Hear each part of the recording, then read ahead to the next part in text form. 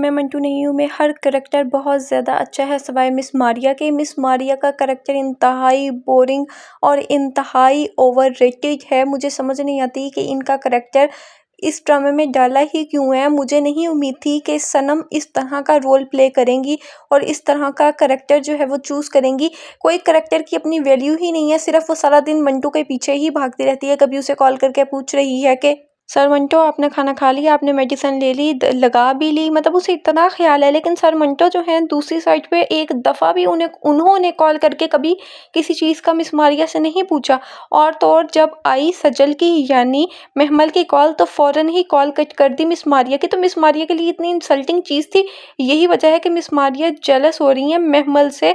इसी वजह से मारिया ने महमल को क्लास की मतलब जो टाइमिंग थी वो गलत बताई, हालांकि सर मंटो की क्लास तो स्टार्ट हो चुकी थी।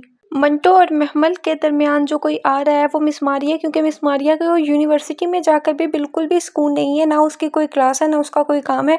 वो सिर्फ दो ही काम करती है, या महमल की रखवाली के या सर मंटो के पास जाकर सर मंटो के आगे पीछे घूमती फिरती रहती है और ये देखती है कि सर मंटो अब क्या करेंगे। यानी उस करेक्टर का मतलब कोई स्पेस ही नहीं है, कोई एक्टिंग मार्जिन ही नहीं है। कुछ समझ ही नहीं आ रही कि उनका करेक्टर इस ड्रामे में डाला क्यों है। अगर वो करेक्टर ना भी होता तो भी ड्रामे की स्टोरी बहुत ज़्यादा अच्छी थी। यूनिवर्सिटी में और भी प्रोफेसर्स हैं और भी उनके कोलीग हैं, लेकिन वो सिर्फ सर मंटो के ही आगे पीछे क्यों मंडराती रहती है। और उसके बाद चलो सर मंटो का तो दिखा दिया कि उसके आगे पीछे कोई नहीं है, तो क्या पता मिस मारिया के भी आगे पीछे कोई नहीं है। और ये भी बताया कि मिस मारिया पहले किसी से मोहब्बत करती थी। अगर वो पहले किसी से मोहब्बत करती थी तो अगर कोई सॉफ्ट कॉर्नर है भी उस बंदे के लिए तो सर मंटो के आगे पीछे फिरने की क्या तुक है। ठीक है लोगों के कोलीग्स होते हैं, लेकिन कोलीग्स होने का मतलब ये तो नहीं कि आप सारा दिन किसी के सर पे ही सवार रहो।